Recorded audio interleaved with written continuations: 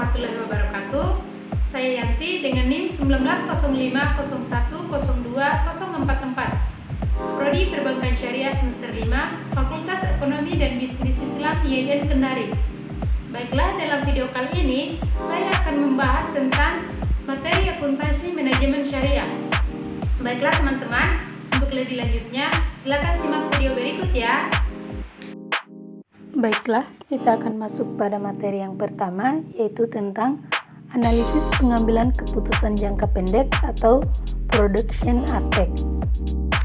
Apa sih itu production aspect?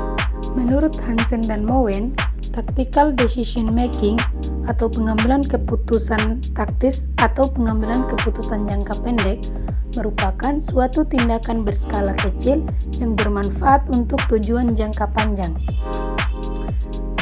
Menurut Hansen dan Mowen juga terdapat 6 langkah yang menggambarkan proses pengambilan keputusan, yaitu yang pertama, mengidentifikasi masalah, yaitu mendefinisikan pokok permasalahan untuk dijadikan acuan dalam menyimpulkan keputusan apa yang akan diambil.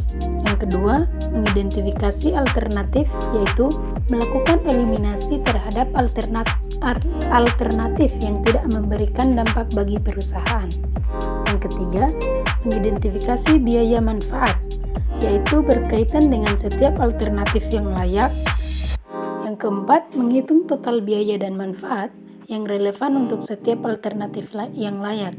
Yang kelima, menilai faktor-faktor kualitatif. Dan yang keenam, membuat keputusan, yaitu keputusan yang dapat memberikan kandungan atau manfaat yang lebih untuk organisasi atau perusahaan. Kemudian, production aspect. Production aspect atau aspek produksi merupakan kegiatan untuk menciptakan atau menambah kegunaan suatu barang dan jasa menggunakan faktor-faktor produksi seperti tenaga kerja, mesin, bahan baku, dan dana agar menghasilkan produk yang dibutuhkan dan sesuai dengan yang diharapkan oleh konsumen. Kemudian ada 5 tanggung jawab pengambilan keputusan utama dalam bidang produksi, yaitu proses, kapasitas, persediaan, tenaga kerja, dan mutu atau kualitas. Kemudian materi yang kedua yaitu sistem manajemen biaya dan activity based management. Sistem manajemen biaya adalah sistem yang didesain untuk menyediakan informasi bagi manajemen untuk pengidentifikasian peluang-peluang penyempurnaan, perencanaan strategis, dan pembuatan keputusan operasional mengenai pengadaan dan penggunaan sumber-sumber yang diperlukan oleh organisasi. Ada beberapa manfaat. Yang pertama, merencanakan dan mengendalikan organisasi. Yang kedua, meningkatkan keterlacakan biaya. Yang ketiga, mengoptimalkan kinerja daur hidup. Selanjutnya, membuat keputusan. Kemudian, manajemen investasi. Kemudian, mengukur kinerja. Dan yang terakhir, mendukung otomasi dan filosofi pemanufakturan. Kemudian, activity based management atau ABM, yaitu activity based management adalah berdasarkan investasi adalah pendekatan yang luas dan terpadu yang memfokuskan perhatian manajemen pada aktivitas dengan tujuan perbaikan nilai pelanggaran dan laba yang dicapai dengan menyediakan nilai ini.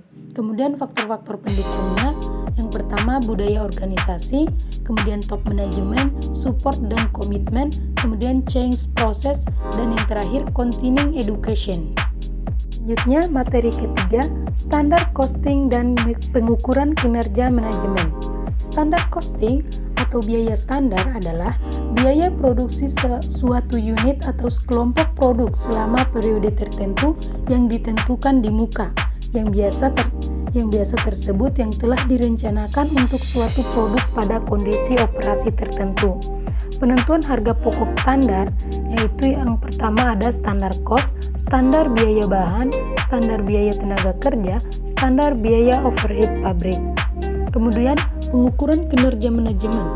Pengukuran kinerja manajemen adalah proses penilaian kemajuan pekerjaan terhadap tujuan dan sasaran yang telah ditentukan sebelumnya, sehingga dapat dijadikan sebagai ukuran keberhasilan suatu organisasi dalam kurun waktu tertentu. Kemudian tujuan dari pengukuran kinerja manajemen yaitu untuk menghasilkan informasi yang akurat dan valid berkenaan dengan perilaku kinerja manajemen suatu perusahaan. Selanjutnya, materi keempat, sistem penanganan fleksibel dan support activity cost. Sistem penanganan fleksibel yaitu merupakan suatu sistem perencanaan dan penyusunan anggaran perusahaan apabila hasil output kegiatan operasional bersifat tidak tetap atau berubah-ubah. Kemudian, support activity cost adalah segala dukungan dari beberapa orang atau komunitas yang mendukung terjadinya kegiatan operasional yang merupakan faktor penunjang yang dibutuhkan. Kemudian ada jenis-jenis anggaran fleksibel. Yang pertama, anggaran fleksibel dasar, kemudian anggaran fleksibel menengah, dan anggaran fleksibel tingkat lanjut. Dan selanjutnya yaitu langkah-langkah mengatur anggaran fleksibel. Yang pertama, identifikasi yang mana biaya variabel dan mana biaya tetap, kemudian bagi anggaran, dan selanjutnya buatlah anggaran dengan biaya tetap yang ditetapkan, kemudian perbarui anggaran dan masukkan lalu bandingkan. Selanjutnya, materi kelima, akuntansi pertanggungjawaban dan total quality management atau TQM. Akuntansi pertanggungjawaban atau responsibility costing adalah suatu bentuk akuntansi khusus yang dipakai untuk mengevaluasi kinerja keuangan. Syarat-syaratnya yaitu yang pertama, struktur organisasi, kemudian anggaran, pengelolaan biaya, sistem akuntansi biaya, dan sistem pelaporan biaya.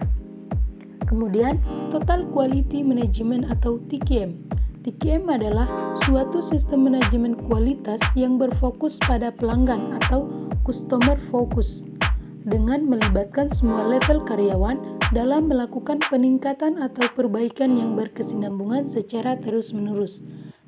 Karakteristiknya yaitu segala dukungan dari beberapa orang atau komunitas yang mendukung terjadinya kegiatan operasional yang merupakan faktor penunjang yang dibutuhkan.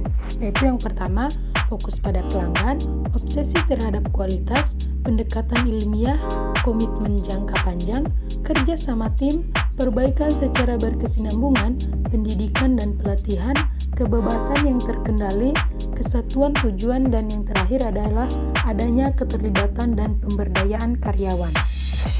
Selanjutnya, materi ke-6, investment center dan transfer pricing.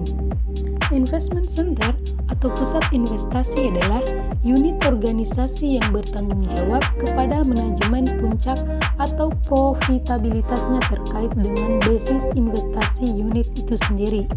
Dua metode cara pengukuran kinerja investasi yaitu yang pertama, residual income atau pendapatan sisa, kemudian economic value added atau nilai tambah ekonomi. Kemudian transfer pricing.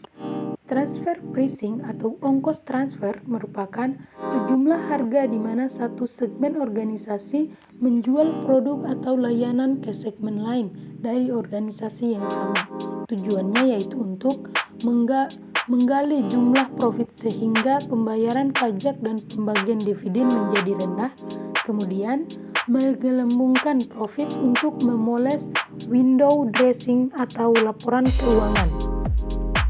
Selanjutnya, kita masuk materi yang terakhir yaitu hybrid costing atau operation costing.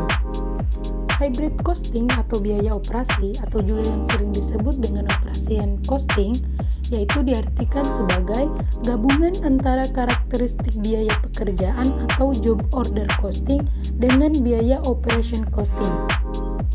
Hybrid costing digunakan untuk perusahaan yang memiliki kebutuhan spesifik, yaitu memproduksi barang yang memerlukan bahan baku yang berbeda tetapi prosesnya sama. Kemudian, konsep dari proses costing itu ada beberapa. Yang pertama, unit homogen yang melewati serangkaian proses serupa, kemudian setiap unit di setiap proses menerima dosis biaya produksi yang sama, kemudian biaya produksi diakumulasikan oleh suatu proses untuk periode tertentu, dan yang keempat, ada akun proses kerja untuk setiap proses, kemudian arus biaya produksi dan entry jurnal terkait umumnya serupa untuk biaya pekerjaan. Kemudian ada laporan produksi departemen adalah dokumen utama untuk melacak aktivitas dan biaya. Dan yang terakhir yaitu biaya unit dihitung dengan membagi biaya departemen periode tersebut. Nah teman-teman, itulah tadi video penjelasan dari seputar 7 materi akuntansi manajemen syariah. Semoga bermanfaat ya. Terima kasih telah menyaksikan video ini. Sampai jumpa di video selanjutnya.